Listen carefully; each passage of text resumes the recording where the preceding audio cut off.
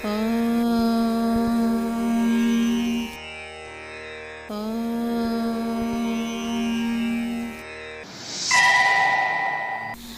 श्री सनारि विश्वेश्वर गुरुस्तोत्र महामन्त्रस्य हंस ऋषिः अनुष्ठच्छन्दः श्री सनारि विश्वेश्वरो देवतां ह्रीं बीजं श्रीं शक्तिः क्लीं कीलकं मम सनारि विश्वेश्वर गुरुप्रसाद सिद्ध्यर्थे जपे विनियोगः। ध्यानं श्रीदेवदेव महादेव परात्परायां बोधानुबोध परतत्व प्रपंच सर्वे मोदाय भक्त जनलोक फलप्रदाय विश्वेश्वराय नमित प्रिय देशिकाय ओम ह्रीं सनारि विश्वेश्वराय नमः।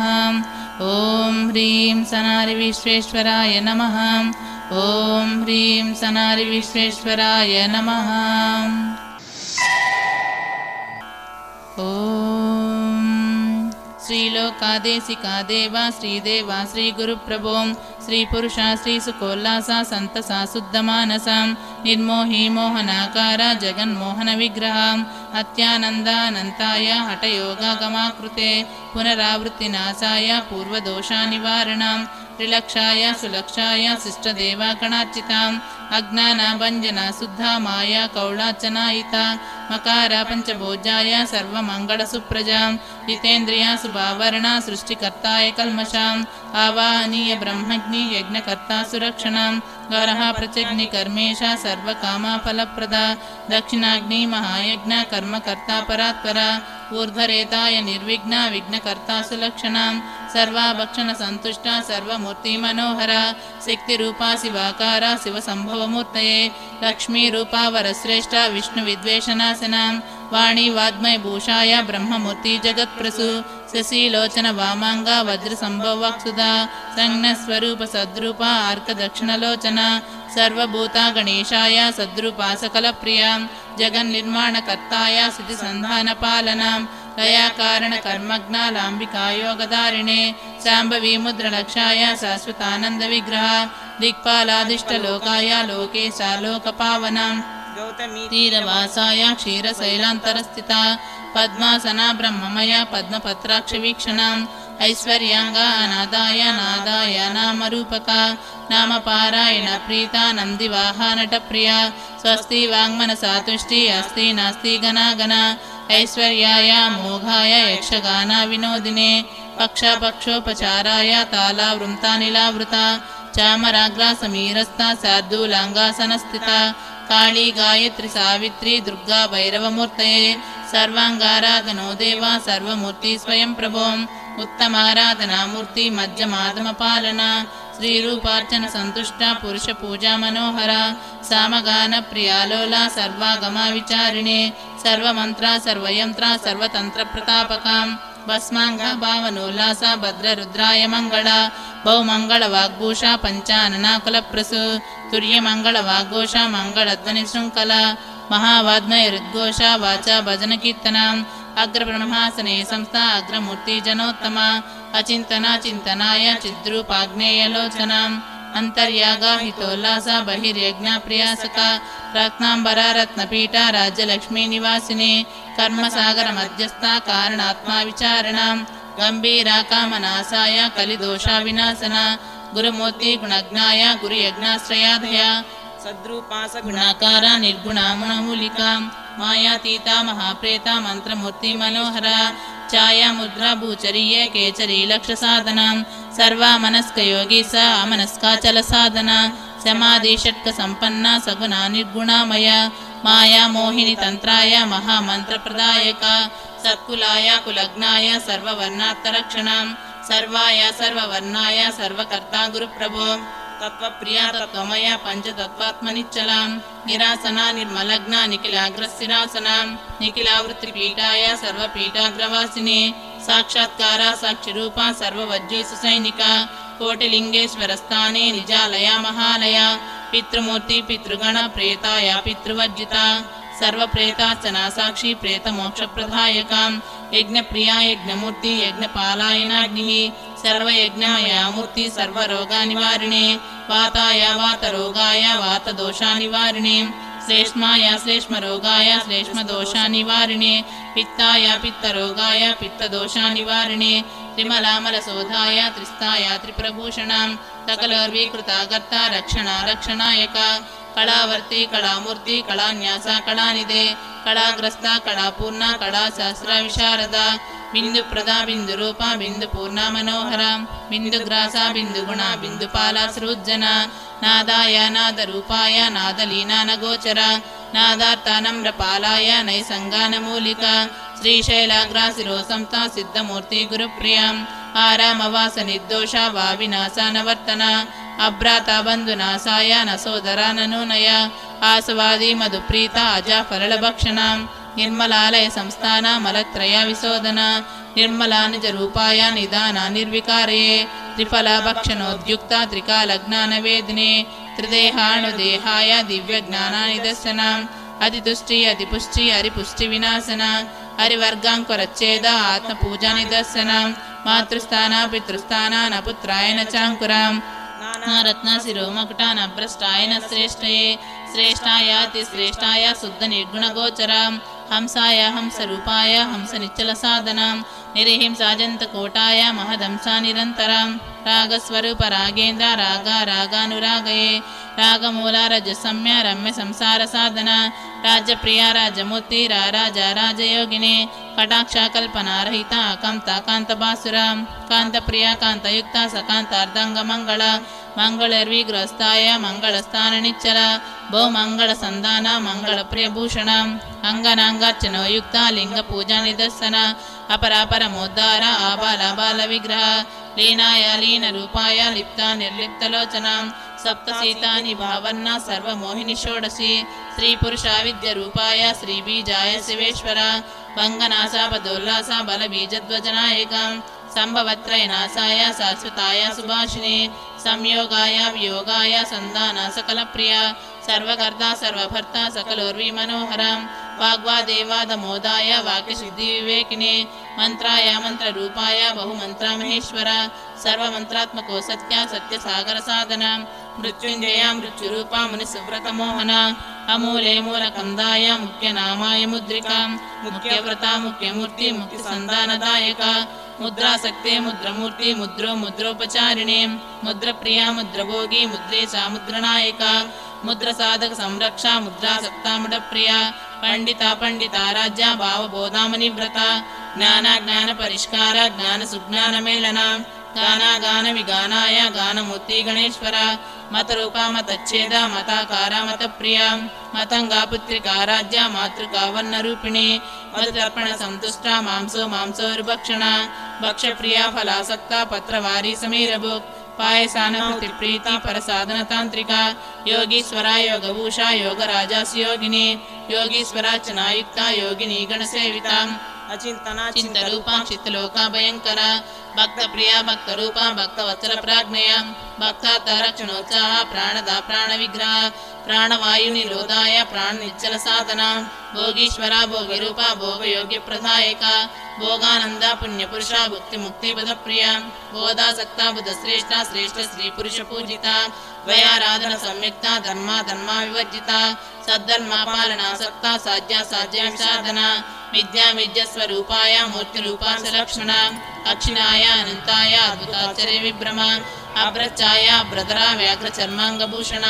लिंगात्मया लिंग रूपा लिंग सर्वांग लक्षणा लिंग प्राणा लिंग चर्या लिंग निर्माणदायका लिंगेशा लिंग पूजाय लिंग संगा निरंतरा लिंग स्थापन संरक्षा लिंगा लिंगा विचक्षणा लिंगस्था लिंग वरदा लिंग कूटार्चनायिता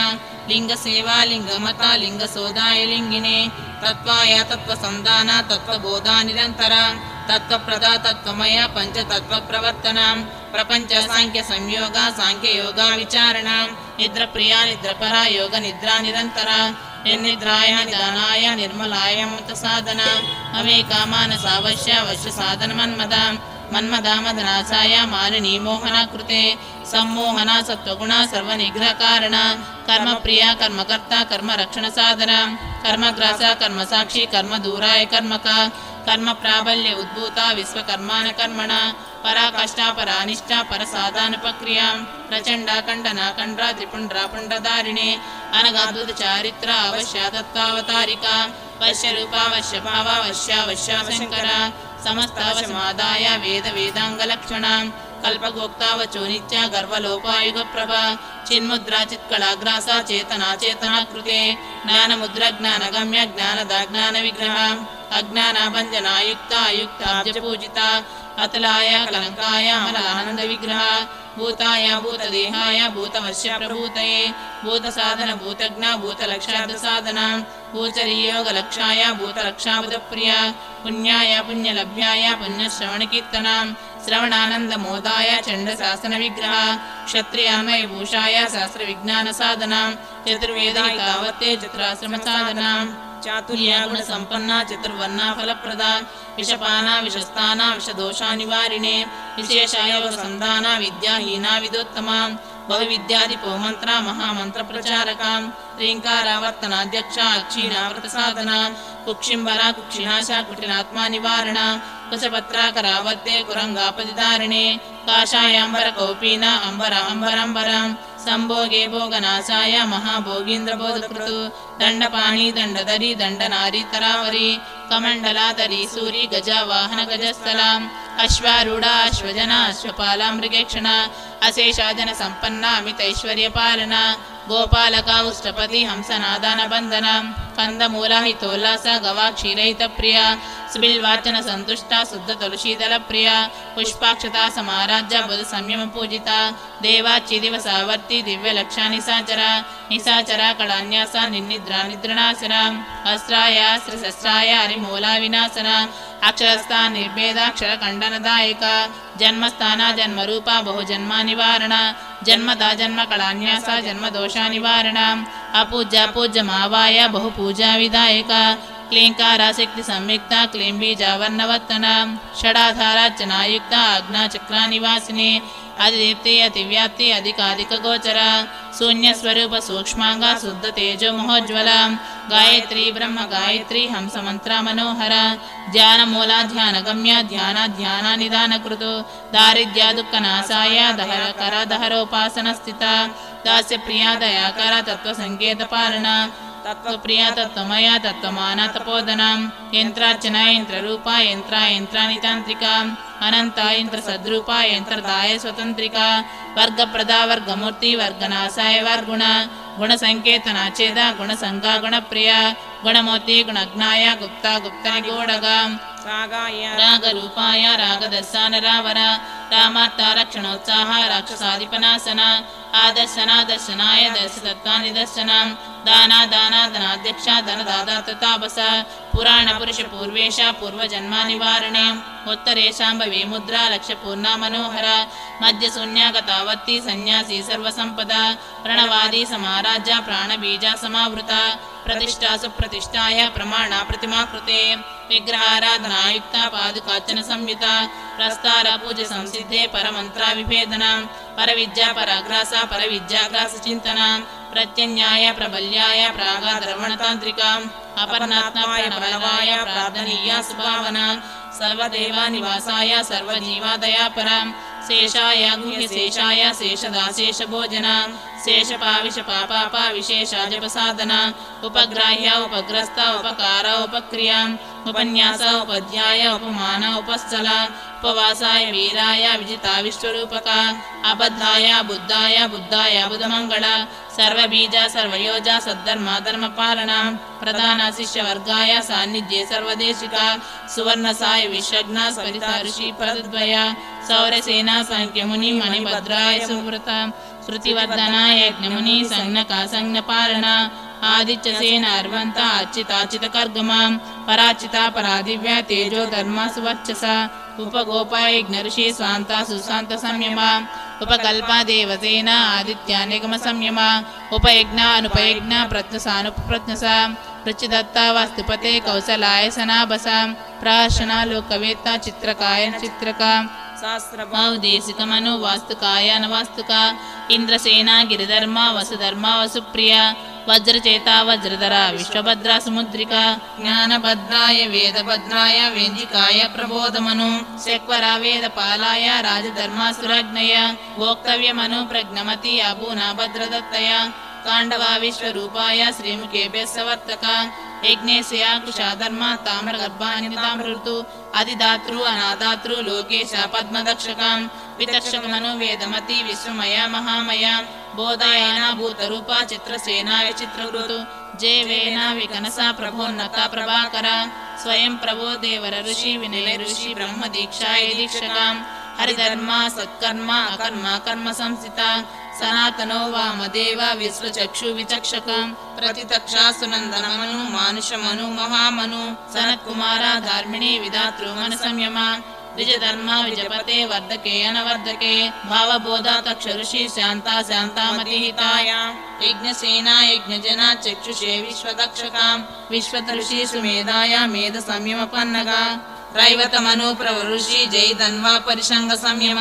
విద్యాంతరా విద్యాయ సానగా శాశ్వత ప్రభో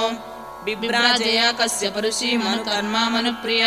మను రూప మను బ్రహ్మ మను నామ మను జనాయకాం విశ్వాత్మక విశ్వంభర విశ్వపాలక ఈశ్వర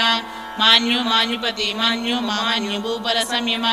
సువర్త విశ్వదత్తాయ సమంత సకలాంతర సర్వక్రాంత సమాచిత శ్వేతాంగాయ పురంజయం భానుమతి భానుకృతి భాను సద్భానుభాసుర జయత్కుమార జయ దేవ జయాకార జయ ప్రియ జయ సంగా జయోపాంగ జయ సంగా హనిగ్రహం జయ శాలి జయో ప్రాజ్ఞ జయ నీతి జయ ధ్వని జయ బేరి జయోసూరి జయ తాంత్రిక వర్ధకి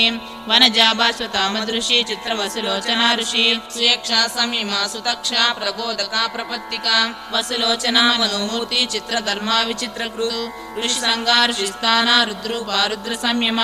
వృక్షేష వృక్షపాలాయ వృక్షమాలా ఋతోంతరం రుగ్దాత రూప లావణ్య రుద్గణ రుద్రమునీశ్వర మణిపుత్రిక మహద్రూప మానుష మానుషోత్తమ మందహాస మతద్వేష మతభూషణ మాతృక మనోన్మన మనోనిష్ట మనుస్థాన మనోనిజ మన్వంతర మరుపతే మరురాజా మరుత్పతే మద సంగ మదోత్తుంగ మదనాశ మదప్రియ మదశాలి మహీపాల జడధారి జడప్రియ జడ విద్వేష నాశాయ అజానుకరద్వంద్వయ వికట వికట సుకట వికటేక్షణ విగ్రహ విసంకట విరాట్ రూప విస్తార వ్యుధనాయక విశ్వప్రియ విశ్వరూప విప్ర విప్ర ప్రవర్తన విప్రేశ విప్ర గురో విప్ర విభ్రంశ సాధన సహిత సతవస్థాన సుస్థాన సుభగ శోభన ముఖ్య జ్ఞాపాదుక ధ్యాన మూలమూర్తి నమో నమః గుబీజాగుణ విచ్ఛేద రుబీజావర్త లక్షణ రూపలక్షాయ మనోలీన పాలన పాపనాశన ఓం హ్రీం శ్రీం చిద్విలాసాయ జగద్దేశికా విరాట్ ప్రభో విశ్వనాథ పరబ్రహ్మ వీర సంయమ సుప్రజ సృష్టి స్థితి లయాకార జ్ఞానమూర్తి నిరంజన అష్టాంగ యోగి యోగాంగ యోగ సిద్ధి ప్రదాయక సృష్టికర్త స్వయం బ్రహ్మ పార్వతీశా మునీశ్వర షణ్మతోద్ధారక సర్వదేవ సంయమ దేశిక అనంత జగదాధార ఆది బ్రహ్మ మహాప్రభో సర్వజ్ఞ సర్వకర్మజ్ఞ సర్వకార్య మహేశ్వర శంకరోద్భవం సేంద్రామయ మూర్తి ప్రజాపతి వామాంక పార్వతీ యుక్త పావన పతిత పావన సర్వాగమోక్త అవధూత విశ్వకర్మ మహాత్మనే సర్వాభరణ సంయుక్త సచ్చిదానంద విగ్రహ సర్వదేవోద్భవ దేవ దేవదేవ జగద్గురు గౌరీపుత్ర కులశ్రేష్ఠ కర్మ నిర్మాణవర్ధకే యజ్ఞకర్త యజ్ఞమూర్తి యజ్ఞపాల ప్రపూజిత సర్వమానవ పూజాంగ్రీ విశ్వసాక్షి వరప్రభ త్రిమూర్తి మూల విశ్వేశ త్రైషణ ఫలప్రద భోగమోక్షప్రద యోగ భోగిదంతాభిషజ్ఞయ భిషత్సారాయ భీమాయ భిక్షాయ భిక్షాన్నదాయ హృత్సుద నిత్యతృప్త నిత్యభుక్త హరభంజన తాపస షడ్రసన్నాది భోగీంద్ర సాధు పూజాంగ్రి పంకజ योगीश्वरीश महर्षि दिगंबरामृदंबरा पांचाली भक्तलोलाय सर्वलोका जगद्गुरु छत्रपादुक संचार सर्वज्ञाभरण भूषिता रुद्गंधीकुटिलच्छेद उग्रमूर्ति त्रिलोचना तत्तमूर्ति तत्तवेदी सन्यासी सर्वरूपका रौंजध्वनि विनोदाय राजराज मुनीश्वरा समस्तलोकाराय सर्वकाष्ठाकरी शिला निर्माणकर्ताय युक्ताय भक्तपालक कृपानिधे सर्गमोक्ष प्रदामूर्ते भोगराजस कर्मदा कर्म साक्षी कर्मदूर कर्म ज्ञानामनुप्रभा शुभस्वर्ण कृतोल्लास दैत्यवंशाविवर्धन త్రిదేహావరణ పరిశుద్ధాతిశ్వరూపాయ తే నమః పావనాయ కులీనాయ పావకోతులమూర్తయే హన్మంతాకేతనా నిరత నానా చిన్నీతకేతనా మనుమూర్తి మయాకార త్వష్ట శిల్పీ సువర్ణసా పంచవంశ ప్రజాపాల సర్వకర్మ ప్రదాయక ద్వైతాద్వైతా శిష్టాయ దుష్ట దూరాసువేక్షణ సదా బ్రహ్మాసనే సంస్థా జటా ముకుటభాసుర కర్ణకుండల సంయుక్త రత్న కంకణకేతన సమస్తావాహనారూఢాయ బ్రహ్మాయ మహాత్మనే మాయా మోహాయ వేదాయ మార్గదర్శి మహావ్రతే పద్మినీనాయ కాఘోరా నవలోక ప్రదాభవాం గుణసంగామలగ్నాయ కూటస్థాకులవర్ధన మహాదేవ జగద్గురవే సర్వలోక జగద్గురుం ఓం హ్రీం శ్రీం ఐం క్లీం సౌః ఓం వం వం మహాదేవ గురు బ్రహ్మార్పణమస్తు ఓం హ్రీం శ్రీం సిద్విలాసాయ జగద్దేశికా విరాట్ ప్రభో సనారి విశ్వనాథాయ సర్వలోకా గురుభ్యో నమః ఓం సనారి విశ్వనాథాయ నమః